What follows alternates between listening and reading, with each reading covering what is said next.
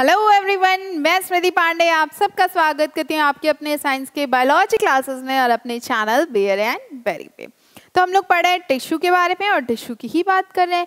तो आज हम आपके लिए टॉपिक लेके आए हैं मस्कुलर टिश्यू। अब ये मस्कुलर टिश्यू क्या होते हैं भाई? मसल्स वसल्स आप सबने देखी होगी, कुछ लोगों ने बनाया भी होगा, बट ये अब मस्कुलर टिश्यू क्या होता है, ठीक है? तो जरा सोचिए कि आपकी बॉडी में मूवमेंट कैसे होते हैं। लाइक हैंड्स का मूवमेंट होता है, लेग्स का मूवमेंट होता है, डांस में कितने मूवमेंट होते हैं बॉडी में, एक्सरसाइज करने में कितनी मूवमेंट होती है, योगा करने में, वॉक करने में, या फिर कहें तो कोई भी एक्टिविटी करने में आपकी बॉडी में मूवमेंट्स होते हैं कि नहीं होते? अब ये मूवमेंट्स कैसे होते हैं, इनको कौन करवाता है? तो इनको करवाते हैं muscular tissue.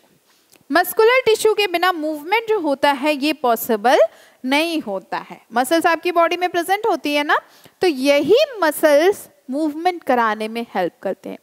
Movement are brought about in our body with the help of muscular tissue. अब मस्कुलर टिश्यू कैसे होते हैं? सी ऐसे होते हैं, ऐसे होते हैं, ठीक है?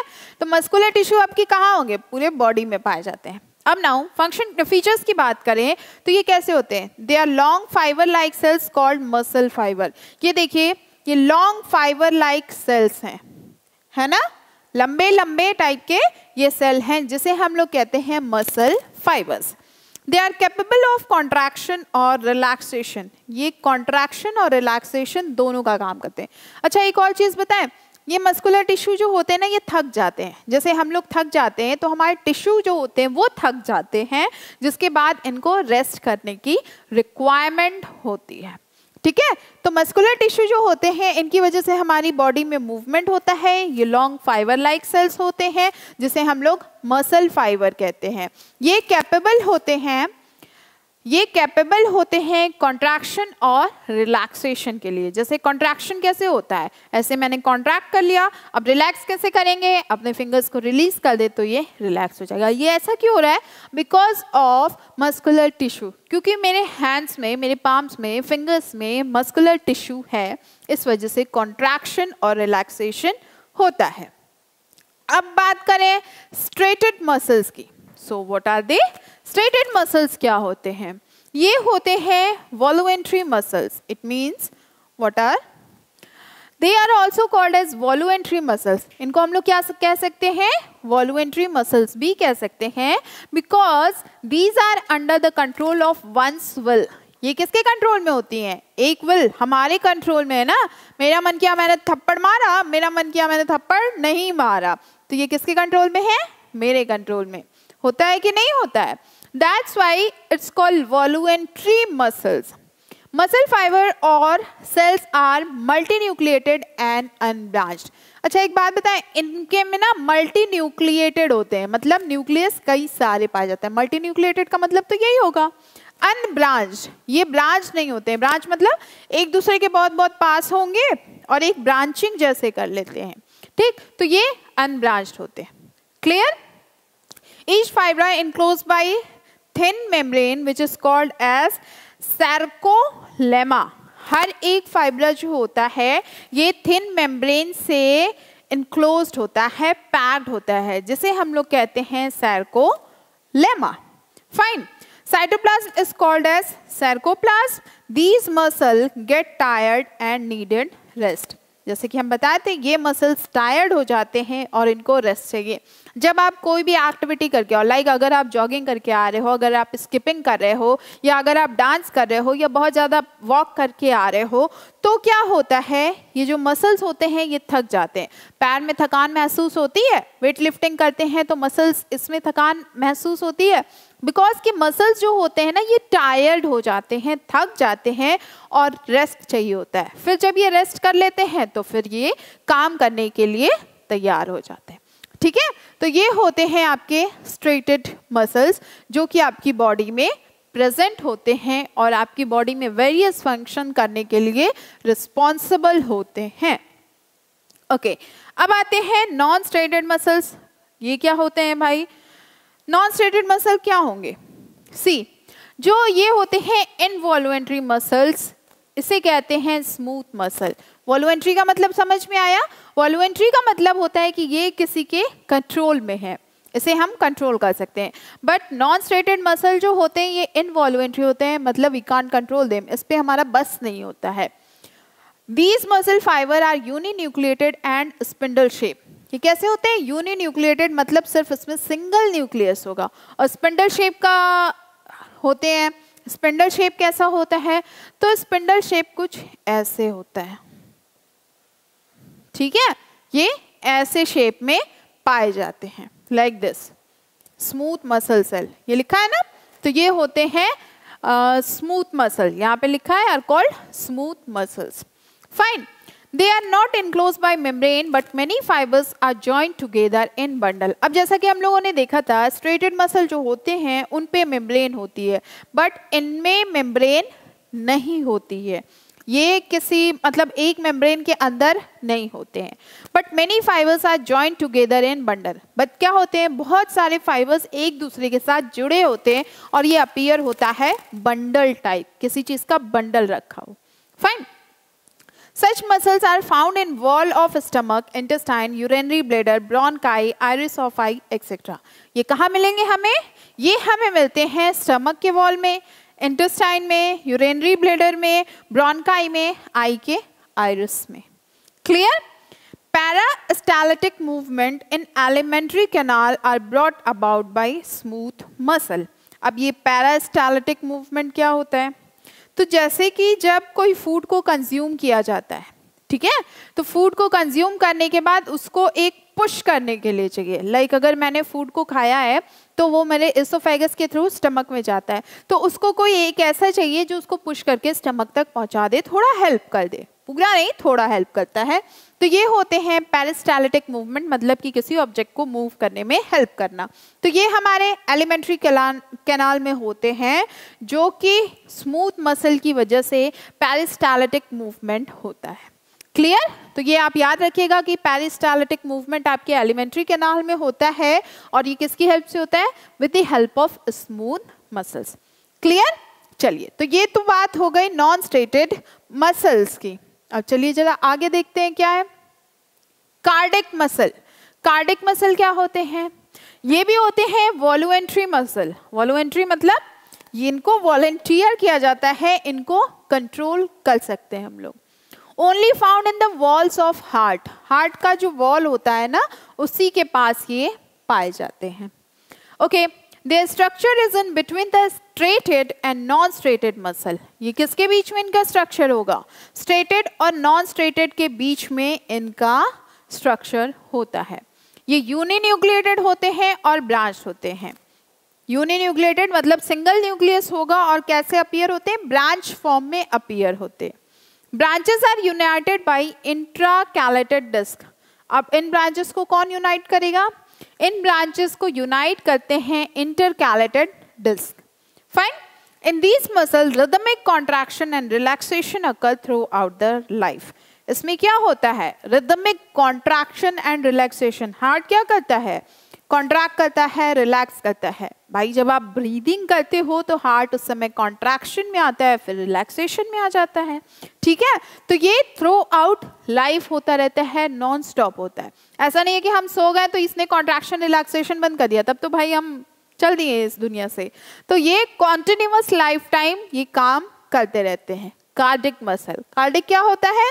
हार्ट वाला पोर्शन है ना, तो इससे हम लोग कार्डिक मसल फाइबर कहते हैं। ये सिर्फ आपके हार्ट के पास प्रेजेंट होता है। देखिए ये जो मिड में डायग्राम है दैट इज कार्डिक मसल, ये होते हैं। फाइन, ठीक। चलिए अब हम लोग नेक्स्ट देखते हैं। तो नेक्स्ट है आपका नर्वस टिश्यू। नर्वस टिश्यू क्या होता है बच्चों? Just think about it, what is nervous tissue? So ये हाईली स्पेशलाइज्ड टिश्यू होते हैं। लाइक अगर आपको कुछ फील हो कि ये चीज़ गर्म है, मुझे ये नहीं छूनी चाहिए, या मुझे फायर में अपना हाथ नहीं डालना चाहिए, तो ये कैसे होता है?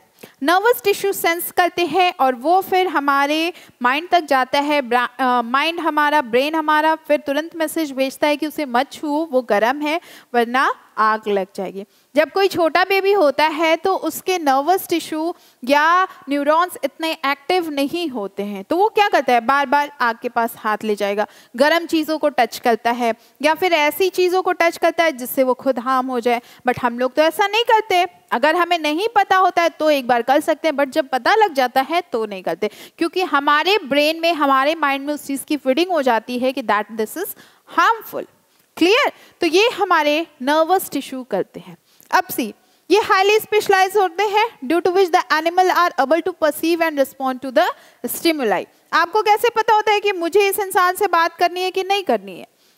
आपको अपने फ्रेंड को देख के बड़ा अच्छा फील होता होगा, चलो बड़ी बातें करेंगे, बड़े गप्पे लड़ाएंगे, इनकी बुराई करेंगे, उनकी बुराई करेंगे, ये काम कर लेंगे, अगर कोई छूटा हुआ काम है तो वो भी कर लेंगे, कुछ अगर पूछना है तो वो भी पूछ लेंगे भाई। बट अगर वहीं कोई ऐसा पर्सन आपके सामने आ गया जिसको आप बिल्कुल पसंद नहीं करते हो, है ना, तो आपके ब्रेन को आपको कैसे पता चलेगा कि मुझे इससे कुछ बात नहीं करनी, अपनी चीज़ें शेयर नहीं करनी, अपनी प्रॉब्लम शेयर नहीं करनी, वरना ये मेरा फ़ायदा उठा सकता है। तो ये आपके नर्वस टिश्यू, न्यूरॉन्स इसमें हेल्प करते हैं। ठीक है, तो ये परसीव करते हैं और रिस्पॉन्ड करते हैं स्टिमुलाई को। Their functional unit is called nerve cell और न्यूरॉन। इनकी फंक्शनल यूनिट क्या होती है? नर्व सेल होती है, NERVE, नर्व सेल और न्यूरॉन कह सकते हैं। मतलब इनको जो फंक्शन करवाते हैं या जो इसके लिए रिस्पॉन्सिबल होते हैं, दे आर नर्व और neuron. Cell body is cyton covered by plasma membrane. जैसा कि हम लोग जानते हैं सेल क्या होते हैं, कवर्ड होते हैं प्लाज्मा मेम्ब्रेन से। तो इनकी जो सेल बॉडी होती है वो साइटोन होती है और ये भी कवर्ड होती है प्लाज्मा मेम्ब्रेन से। Fine, okay. Short hair-like extension string from cyton are dendron which are further subdivided into dendrites। अब देखो क्या होते हैं इनके पास, देखो ये सेल है, ये पूरा सेल है, ठीक है। अब इसके पास शॉर्ट हेयर लाइक होते हैं, जैसे आपके बाल हैं वैसे इसके भी बाल होते हैं। इन हेयर्स के पास क्या होते हैं, आगे अलग अलग, देखो यहाँ पे सेगमेंट्स डिवाइड हो जा रहे हैं, है ना, जिसे हम लोग कहते हैं डेंड्राइटिस। That is known as dendritis. Clear? Okay. Axon is long tail-like cylindrical process with fine branches at the end. Axon is covered by sheath. अब ये क्या होता है, यहाँ पे देखो इसकी long tail-like structure है कि नहीं है? तो ये क्या होती है, एक्सॉन होती है। एक्सॉन जो होता है ये लॉन्ग होता है, टेल लाइक सिलिंड्रिकल प्रोसेस होता है, इसके छोटे छोटे ब्रांचेस होते हैं। क्या होते हैं, इसके छोटे छोटे ब्रांचेस होते हैं। एक्सॉन जो होता है ये कवर्ड होता है शीट से। यहाँ पे आप देखो इसके ये ब्रांच, ये ब्रांच, ये ब्रांच, अलग अलग छोटे छोटे ब्रांचेस होते हैं। Axon neuron is very closely placed to dendron of another neuron to carry impulse from one to another neuron। अच्छा, अब यहाँ पे क्या होगा ना, जैसे मान लो ये पूरा एक न्यूरॉन है, तो यहाँ पे जो एक्सॉन की टेल होती है वो तो है। अब क्या होता है, एक्सॉन जो होता है ये बड़े क्लोजली एक दूसरे से पैक्ड होते हैं। मतलब यहाँ पे किसी और न्यूरॉन का, नर्व सेल का डेंड्राइटिस आके अटैच हो जाएगा। ये डेंड्राइटिस वाला पार्ट है, तो यहाँ पे अब कोई और डेंड्राइटिस आके अटैच हो जाएगा, फिर वो कंटिन्यू एक लाइन बना लेगा। उसके बाद फिर उसके एक्सॉन के पास किसी और नर्व सेल के डेंड्राइटिस आके अटैच हो जाएंगे, फिर वो कंटिन्यू फ्लो करते हैं। ठीक है, तो ऐसे ऐसे ये अरेंज होते हैं एक दूसरे के साथ। This close proximity is called as synapse। ये जो close proximity होती है, मतलब एक दूसरे से अटैच होते हैं, तो इसे हम लोग कहते हैं synapse। ये क्या है, आपके नर्वस टिश्यू हैं, न्यूरॉन्स भी इनको हम लोग कहते हैं। फाइन, अब जरा देखें ये कितने टाइप के होते हैं। तो आपके जो नर्व टिश्यू हैं, नर्व फाइबर हैं या न्यूरॉन्स हैं, ये होते हैं दो टाइप के। They are of two type, medullated fibre and non medullated fibre. अब ये क्या होते हैं, तो एक होता है मेड्यूलेटेड फाइबर और एक होता है नॉन मेड्यूलेटेड फाइबर। इनके फंक्शन की बात करें तो ये कंट्रोल करते हैं जितने भी बॉडी की एक्टिविटी होती है उन सबको।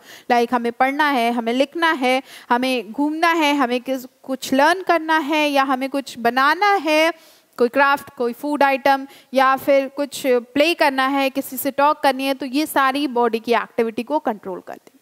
Okay, they coordinate between various part during any body function. अब कई काम आप एक साथ करते होगे, कई काम लाइक कुछ सोच रहे हो, कुछ लिख रहे हो, या कुछ खा रहे हो, फूड खा रहे हो, कंज्यूम कर रहे हो, तो उसके साथ आप किसी से बात भी करने लगते हो कभी कभी, पर ऐसा कभी नहीं करना चाहिए क्योंकि एसोफेगस में फूड पार्टिकल फंस जाते हैं.